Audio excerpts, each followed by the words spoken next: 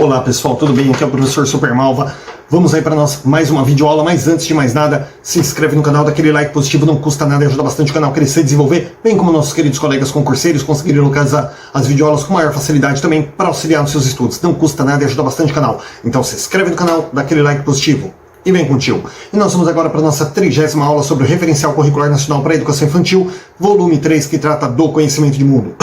Nessa 30ª aula a gente vai dar continuidade na temática de conteúdos, né, a terceira parte aí da temática de conteúdos, e sendo a segunda videoaula sobre a temática de conteúdos para crianças de 4 a 6 anos. Então vamos trabalhar aqui, continuar trabalhando com conteúdos para crianças de 4 a 6 anos. Estamos falando aqui do segundo bloco, né, de conteúdos para a educação de 4 a 6 anos, que são os lugares e suas paisagens, tá? Agora nós vamos falar sobre as orientações didáticas para os lugares e suas paisagens.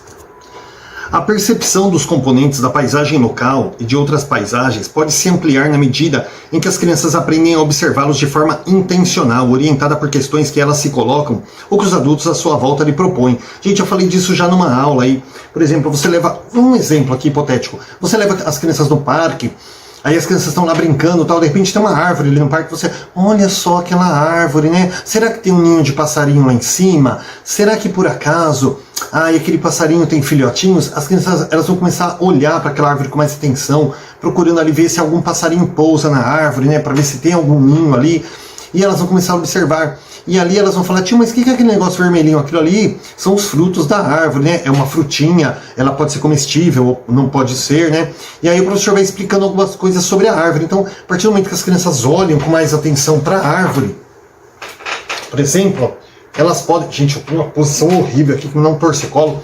Elas podem aí despertar novos interesses sobre a árvore, não necessariamente ali sobre o passarinho, mas descobrir, olha só, por que as folhas dessa árvore é um verde diferente daquela outra, por que tem esses frutos, né? E aí ela vai instigando sua curiosidade, o professor vai explicando. Então o professor pode também instigar a criança acerca das paisagens. Agora a criança também, ela pode por si própria ter uma curiosidade, né, e falar, professor, por que uma casa é maior do que a outra, né? Aí você vai falar, não, porque existem casas de diversos tamanhos, mesmo até existem também aí os prédios, né, que abrigam aí vários apartamentos, várias moradias dentro do mesmo local. E aí o professor também vai explicando, então à medida que as crianças vão criando aí essa percepção, né, da diversidade da paisagem local. Elas podem ser convidadas a reconhecer os componentes da paisagem por meio de algumas questões colocadas pelo professor, né, realizadas, por exemplo, em função do tema que está sendo trabalhado, né? Que animais e plantas convivem conosco? Existem animais e plantas que só podemos perceber em determinadas épocas do ano? Quais os sons que marcam este lugar, né? Por exemplo, o lugar onde a gente vive ou ali na escola, né? Que sons você ouve? Som de carro, som de bicicleta, som de pessoas conversando, sons de pássaros? E então o professor pode trabalhar esse tipo de temática também com a criança, de modo que a criança vá criando essa curiosidade e essa percepção acerca do ambiente, da paisagem a qual ela está inserida.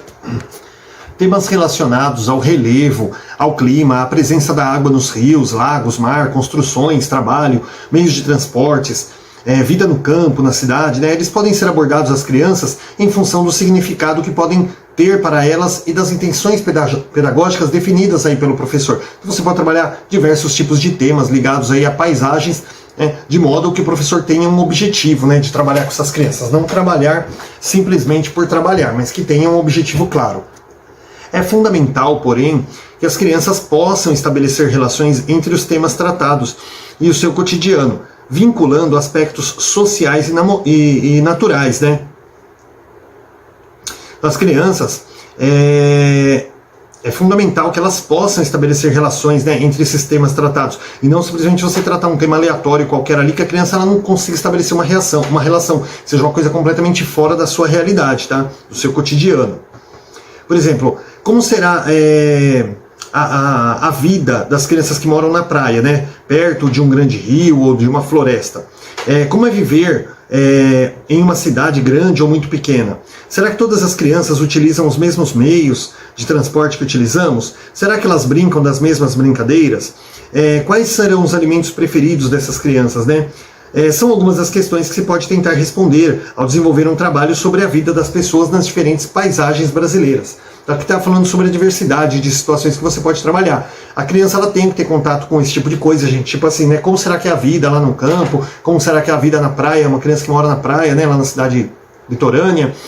Mas você também não pode se aprofundar muito nesse tipo de coisa, porque a criança daqui a pouco ela perde o vínculo com aquilo que ela está vivendo na realidade dela. Ela também quer ver a sua própria realidade ali contada na escola. Por exemplo, quando você pega um álbum de fotos ali, de um passeio que você foi, ou de uma formatura, de uma festa, de um casamento, gente, você tá ali olhando as fotos do álbum tal, da festa ali, mas o que você mais quer ver é a foto que você está, né? Você não quer só ficar vendo um álbum de fotos ali de diversas pessoas. Você sabia que você tá você sabe que você estava naquela festa, naquele evento, naquele parque, naquele dia no sítio.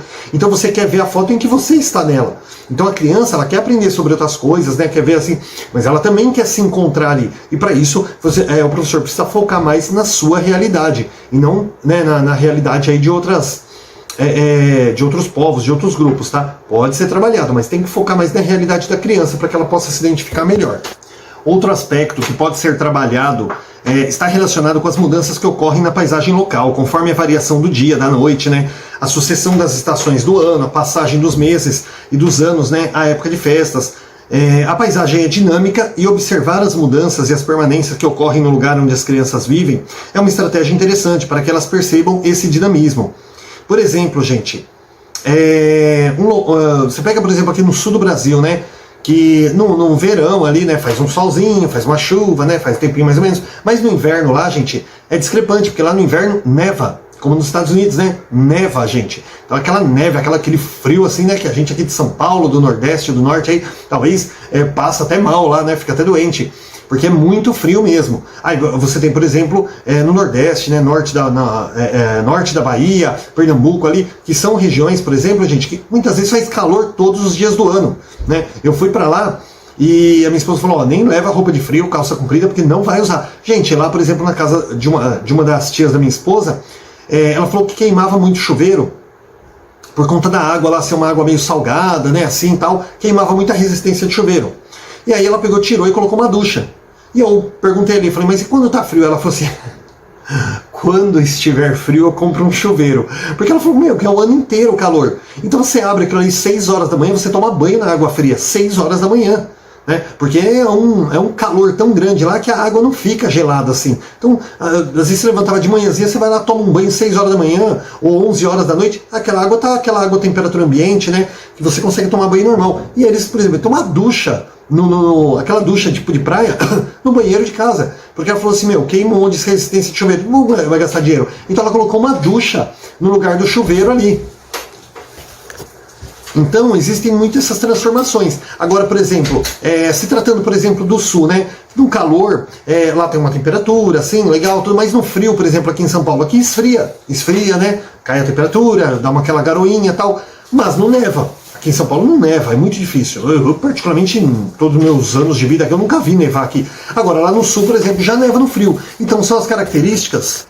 Pessoal, eu precisei dar uma pausa aqui e meio perdi onde eu estava. Mas até onde eu me lembro, peço 1000 perdões para vocês, mas acontece, né? Situações, né, emergências aí acontecem no dia a dia. Vamos lá. Então, assim, até onde eu lembro onde eu estava falando lá do sul, né? Que, por exemplo, chega no frio lá, por exemplo, neva, né? Então, é uma coisa muito discrepante. Então, aqui está falando assim, sobre essas mudanças que ocorrem, por exemplo, na paisagem local. Mas como que é uma mudança na paisagem local? Gente, é aquela coisa, no calor, tá lá tudo bonitinho, aquelas árvores, aquelas casinhas, chalezinhos, aquela coisinha. Gente, quando chega no frio, cobre os telhados de neve, igual lá nos Estados Unidos. Então, há uma mudança na paisagem local, porque você já não reconhece mais as mesmas casas, as mesmas ruas, porque fica praticamente tudo branco. Outra coisa também que pode acontecer, outono, né? Você pega a primavera, gente, fica tudo colorido, cheio de flores, aquela coisa, não só no sul, em qualquer lugar. Quando chega no outono, cai tudo. Gente, fica aquelas árvores tudo pelada, tudo feia, parecendo uma cidade abandonada. Né? Até uma floresta animal mal assombrada, né? Mas, gente, é coisa que acontece. Então, são tipos de mudanças que vão acontecendo na paisagem local. Eu não me lembro de nenhum exemplo aqui que eu possa dar acerca da variação do dia e da noite. A única mudança que dá é assim, por exemplo, de dia você vai ver as cores das casas, os modelos, né? De noite, dependendo da iluminação, você vai ver a paisagem de uma forma diferenciada, né? Aquelas luzes acesas nos prédios, tal, mais ou menos isso. E aqui tá falando sucessão das estações do ano que eu falei, passagem dos meses, dos anos, né? Época de festas também, que você vê tudo iluminado, tudo enfeitado, né? Tá chegando Natal, logo logo vocês vão ver aqui do ladinho aqui uma árvore de Natal. Então assim, você vai vendo mudanças na paisagem local, de acordo com as épocas do ano também, né? Festa junina, você vê os negócios mais animados ali, com bandeirinha, Copa do Mundo, né? Bandeira do Brasil, porque a gente parece que o Brasil é o único país, inclusive, que usa bandeira na Copa. Tanto que o Brasil, olha só que interessante, o Brasil lá fora, ele é sempre que ele é representado num filme, sempre que ele é representado num jogo de videogame, é sempre assim, bandeira do Brasil pra tudo que é lado. Você pega uns jogos de videogame aí que tem alguma passagem no Brasil, gente, eu acho que eles pensam que a gente usa bandeira até de cortina, de tapete, de lençol, porque assim, sempre que o Brasil é representado num filme, você pega, por exemplo, aquele filme, ai meu Deus, eu acho que é o primeiro filme dos... Caramba, o filme lá que reuniu o Schwarzenegger, o Stallone, Os Mercenários. Acho que é o primeiro filme dos Mercenários, se eu não me engano. E também tem um filme chamado Bem-vindo à Selva, com The Rock, que se passa, que tem uma cena no Brasil. Vocês veem lá a bandeira do Brasil no fundo de um bar. Cara, é um negócio que enlouquece a gente assim. E a Crepúsculo também, acho que teve um dos filmes, acho que é a primeira parte do Amanhecer, que também tem uma cena lá que eles vêm passar lua de mel no Brasil, cara, e tem bandeira do Brasil pra tudo que é lado. Gente, eles pensam assim que a gente não sei, cara. Eles falam assim, acho que o brasileiro não tem estampa lá, só tem a bandeira do Brasil. Por quê? Porque o Brasil, por exemplo, você pega a época de Copa do Mundo, acho que é um dos países que mais divulgam a própria bandeira. Então o Brasil, onde você vai no mundo, ele é representado pela bandeira nacional, gente. O que não acontece com outros países, né? Outros países não são representados pela bandeira nacional, como o Brasil, né? Tem essa característica, né? Onde o Brasil, yellow green, né? Verde amarelo, né? Aquela coisa assim. Porque, cara, eles pensam que, aqui na minha casa não tem uma bandeira nacional aqui, né? Com a casa de quem, né? A não ser em épocas de Copa do Mundo assim. Quando que tem uma bandeira do Brasil na sua casa assim? Eles acham que pensam que toda pessoa tem uma bandeira em cada cômodo da casa, porque o Brasil é sempre assim. E então, assim, essa época de festa, de Copa do Mundo, né? A gente sempre verde e amarelo, aquelas bandeirinhas assim, né? Como eu tava falando, acabei fugindo do assunto. E a paisagem ela vai mudando, né? Ela vai se tornando mais dinâmica ao observar as mudanças aí de épocas festivas, de estações do ano, né? Por aí afora. Aqui também é fundamental que elas aprendam a estabelecer relações entre as mudanças, reconhecendo os vínculos que existem, por exemplo, entre a época do ano e a vida das plantas, né, dos animais, das pessoas de forma em geral. Então elas precisam também aprender a estabelecer relações, pessoal, entre as mudanças, né, reconhecendo, vou dar uma repetida aqui, né, os vínculos que existem, por exemplo, entre a época do ano e as vidas das plantas, né, que é aquela coisa que eu falei da primavera, do outono, e também dos animais. Aí é um pouco mais difícil, né, gente? Porque mais assim, pros lados árticos, né, que acontece esse tipo de coisa. Né? Tem, por exemplo, os ursos, né, eles não eu falei lados árticos, vocês me perdoem. Tá, até mesmo selva aí, onde tem urso, né? Os ursos, pessoal, eles hibernam, né, no frio ali, né? E só realmente quando volta a esquentar o tempo que eles saem, né, e vão voltar a vidinha deles ali. Então as estações do ano, elas também vão mexendo na paisagem por conta disso, né? Que certos animais aí vazam, né, somem, só aparecem realmente quando o clima muda novamente.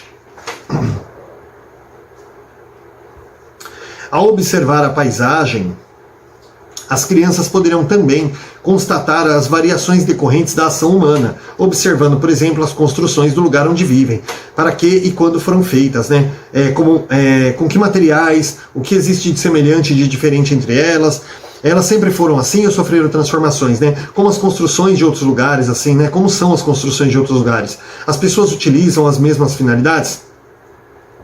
Gente, vamos lá. Olha só, você pega um bairro novo, um bairro em crescimento, gente, a criança ela vai ter uma noção muito grande do que são as transformações, porque o bairro vai começar a crescer assustadoramente. Eu moro numa região aqui perto do aeroporto de Guarulhos, é uma região que estava em desenvolvimento até pouco tempo, e ultimamente todos os terrenos que tinham aí acabou virando posto de gasolina, outros viraram prédios, né, levantaram prédios. Então assim, a paisagem mudou bastante, né, eu tô aqui 13, 14 anos, mudou bastante já nesses últimos 10, 14 anos aí, deu uma evoluída muito grande aí. Inclusive, onde eu dou aula também, que é um bairro próximo, eu me lembro em 2008, né, 12 anos atrás aí, quando eu andava ali pela região ali onde eu dou aula, que era uma estrada gigantesca de terra, quando chovia era barro puro. Aí quando eu fui dar aula lá, eu falei, meu Deus, aquela estrada horrível e tal. Meu, tudo asfaltadinho já, tudo bonitinho. O comércio cresceu uma loucura, né, nesses últimos anos. Por quê? Então, assim, porque asfaltou, né? A coisa deu uma progredida lá. Então a paisagem ela mudou assim drasticamente. Então as crianças elas conseguem perceber isso também, né? Aquelas que hoje já estão adolescentes aí, quando eram criancinhas, né? Que ficavam na terra e asfaltou, elas ficaram maravilhadas com aquilo, né? Então foi uma evolução muito grande. Então você percebe também. E a criança, elas começam a fazer perguntas, e devem fazer perguntas, né? Para que foram feitas essas alterações, essas mudanças no ambiente? Com que materiais, né, foram construídas essas moradias, essas casas? O que tem de semelhante, de diferente entre essas paisagens de hoje e as antigas que estavam aqui? Como são as construções de outros lugares? Aí é legal que dá para você trabalhar também os meios, né, as habitações, por exemplo, nas áreas ribeirinhas aí tem as palafitas, né, que são casas de madeiras que ficam próximo do rio. Aí você pega também, você pega umas regiões aí mais de sertão, né, mais regiões mais áridas, as casas, por exemplo, são feitas de pau a pique, né, com bambus entrelaçados e algumas madeiras, sarrafos e betumadas ali com barro, né, e o telhado feito de sapê. Então, assim, tem diversos tipos de regiões que são feitas moradias com materiais diferenciados também, né.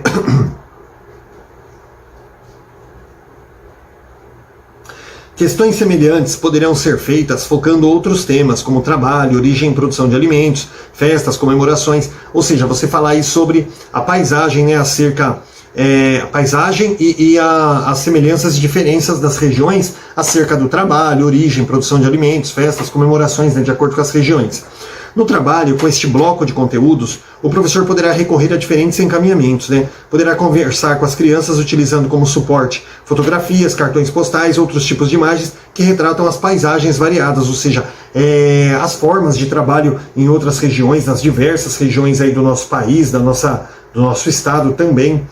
Então o professor pode trabalhar inclusive por meio de fotografias para as crianças virem, né, as paisagens como é diferente, né? O trabalho do papai delas com o trabalho numa região mais rural, ou se eles vivem na região rural, o trabalho de uma pessoa na região mais urbana.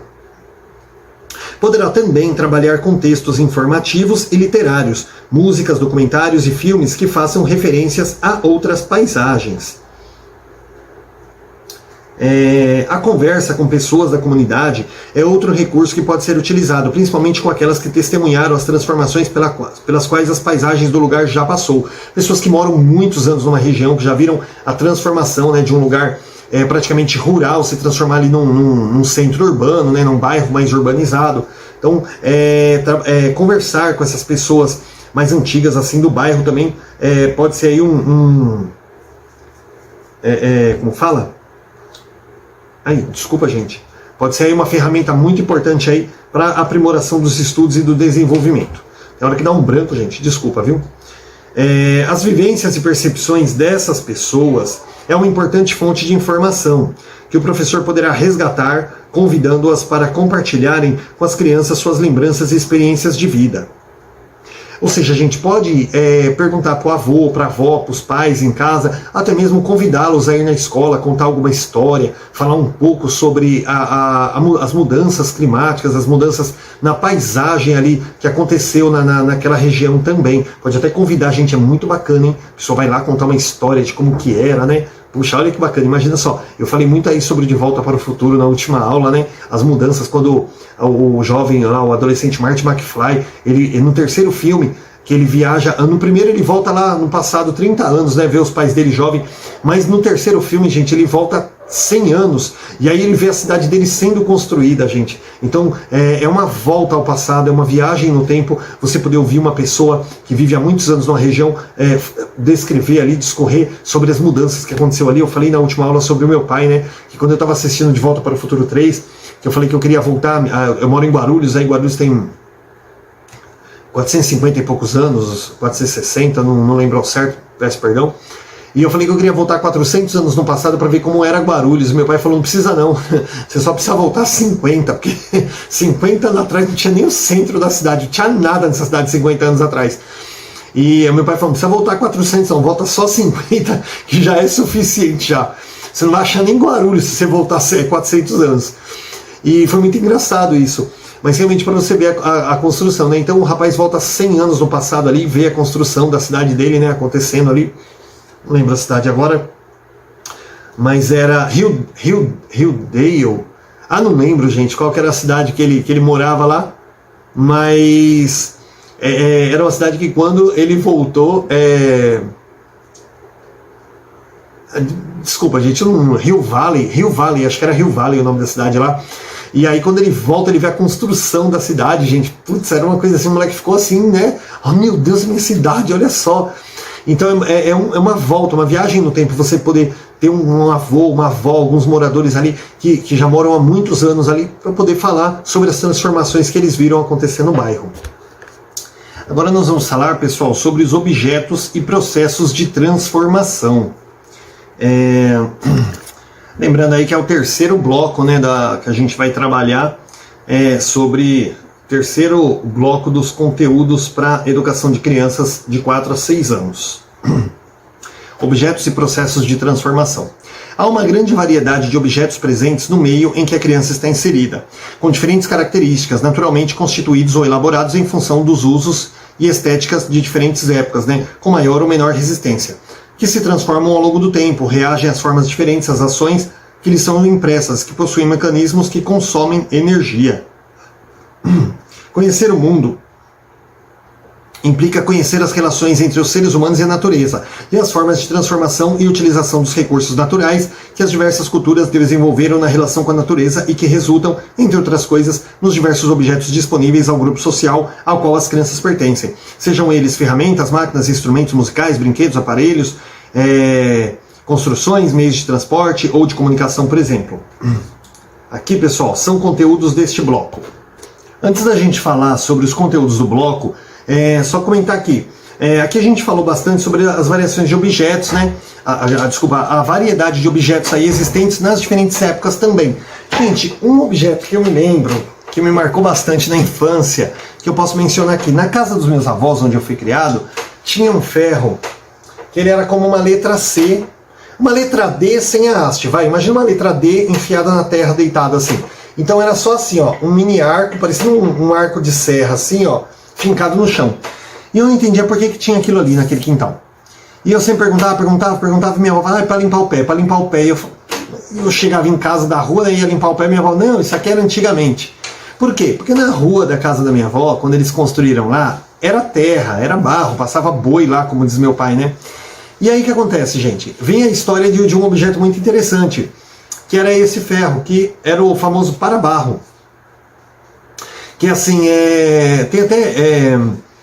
como você chegava em casa, né, às vezes aí andando no barro, às vezes chovia, né, 2, 3 dias ali, levava um tempo para aquela terra secar. Então ficava aquele barro no sapato. Então a pessoa chegava em casa, antes de entrar em casa, o que ele fazia? Ele raspava a sola do sapato ali naquele para-barro para tirar o excesso, né, para poder entrar em casa, deixar o sapato ali na varanda, para poder entrar em casa.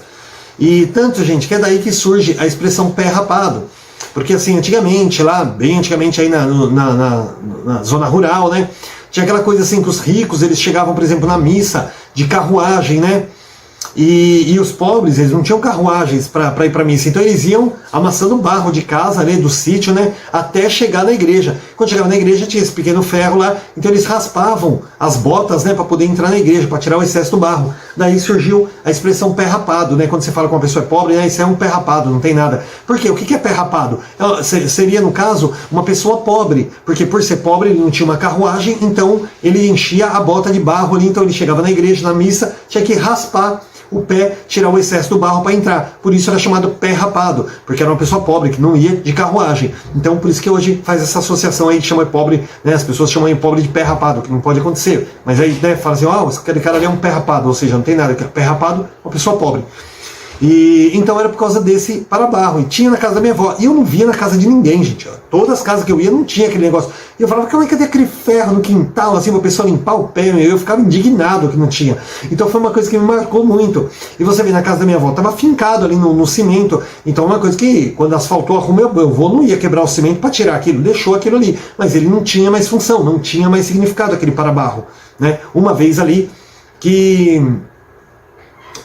aquele para-barro não tinha mais função, uma vez que foi asfaltada a rua. Tanto que quando levantaram ali um pouco o quintal do meu avô, era um quintal muito baixo, um tio meu comprou um carro aí, fez um portãozinho e ele precisou levantar um pouco o piso para poder entrar com o carro, porque a casa era muito funda. Então ele cobriu aquilo, eu falei, mas não vai tirar isso aqui e tal? Ele falou, não, não precisa não, isso aí não usa mais. Aí cobriu ali, né, cimentou por cima. Então essa questão do para-barro é um tipo de objeto que ele perdeu o valor, né, ele perdeu o costume. Já outros... objetos, por exemplo, foram transformados. Por exemplo, o ferro de passar, né, que era um ferro pesado de ferro que você colocava. Ferro de ferro. Né, parece até uma pérola, mas, gente, eu não tenho culpa, gente. É assim mesmo. Né, um ferro de ferro pesado ali que você jogava carvão em brasa dentro, né, e fazia o bicho esquentar, ferver ali até não poder mais. E aí você passava a roupa. Aquele negócio pegava fogo, né? E ali o negócio ficava fervendo ali com tanta brasa dentro. E ali você passava a roupa, né, com aquele ferro quente. Depois ele foi transformado no quê? No ferro elétrico, né? Que hoje a gente liga na tomada e rapidamente ele esquenta. Aí pode ver ferro a vapor. Olha que beleza, hein? Tirando ali, ajudando a passar a roupa, né? E foi um objeto, por exemplo, que foi transformado. A máquina de escrever, ela acabou ou foi transformada? Ela foi transformada. Por quê? Porque quando você entra com o computador é como se fosse uma máquina de escrever, gente. Ele é uma máquina de escrever mais evoluída. Uma máquina de escrever eletrônica, poderia se dizer assim. Você digita as coisas, tem a impressora do lado, né? Então foi uma coisa que praticamente, eu diria que ela não acabou, eu diria que ela foi transformada. Então são objetos aí que foram transformados, outros, né, perderam o sentido, deixaram de existir, né? Você vai criar como que eu posso dizer? Oh meu Deus, um para-barro eletrônico ali que limpa o seu pé automaticamente. Não, você não vai fazer isso, né? Uma vez que está asfaltado, está pavimentado ali, não tem necessidade dele. Então, objetos alguns perderam o seu significado, outros foram substituídos, outros foram transformados aí também. Por exemplo, o disco, né, foi substituído aí pelo CD, e hoje o CD foi substituído pelo MP3, né, que é uma coisa muito mais prática para a gente trabalhar. Conhecer o mundo implica conhecer... Ah não, já falei, isso aqui eu falei. A gente vai falar agora sobre os conteúdos deste bloco, tá? Então vamos lá, gente, para concluir aqui rapidinho, ó. Nós temos 4 conteúdos aqui para este bloco, que é a participação em atividades que envolvam processos de confecção de objetos, ou seja, que as crianças participarem de atividades que envolvam aí confeccionar objetos. Segundo, reconhecimentos de algumas características de objetos produzidos em diferentes épocas e por diferentes grupos sociais. Gente, isso aqui já está até explicado, que foi aquilo que eu falei, por exemplo, do para-barro. E terceiro, conhecimento de algumas propriedades dos objetos, refletir, ampliar ou inverter as imagens, né, produzir, transmitir ou ampliar sons propriamente ferromagnéticas, etc. Então, assim, aqui está falando sobre conhecer as propriedades dos objetos, para que eles servem, né? Se eles podem ser usados para outras finalidades também, como quando, por exemplo, a gente pega um alicate, né? E aí usa ali para tirar o parafuso, mas aquele próprio alicate você pode apertar o próprio parafuso, o parafuso com o próprio alicate ali, apertando ele, ou dar uma marretadinha ali, usar o alicate como martelo, porque afinal de contas ele é pesado, para não ter que buscar o martelo em outro lugar. Exemplos que eu estou dando, tá? A criança descobrir o significado, né? Para que serve um objeto e também descobrir novas formas de utilizar esse objeto também.